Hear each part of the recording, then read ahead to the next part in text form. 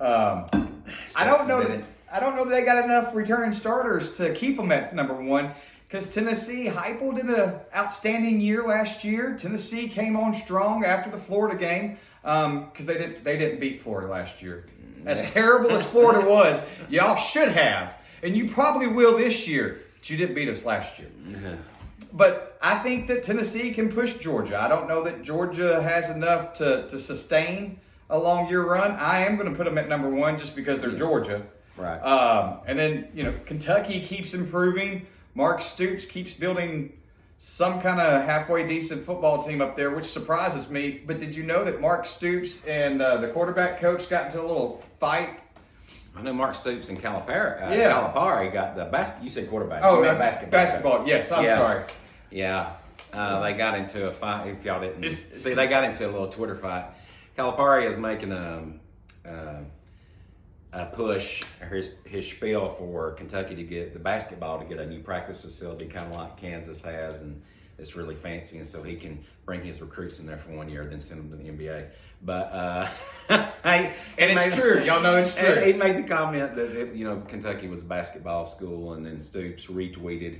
Which I'm not on Twitter as big as I am on social media. I think I call Twitter is the septic tank of social media. I would agree with that. I am still there. I have a Twitter account, but I don't get on there a lot. And so Stoops retweeted and it was like, what? 4 postseason appearances in a row or wins in a row, which kind of shows you that's not a big deal to me. I mean, I guess it is. It is for Kentucky football. It is for Kentucky football. I mean, they did chase Bear Bryant out of there. Yeah. You had Bear Bryant at the beginning of his football career, and he was like, hey, this is too much of a basketball school for me. Ironically, him and Adolph Rupp were there at the same time. And they never got along. Bryant realized that football was always going to play second fiddle there. So if you've never read The Junction Boys, a little segue here. If you've never read The Junction Boys, which is about Bryant's first team at A&M, which Gene Stallings was on and was later made into a movie with Tom Berenger.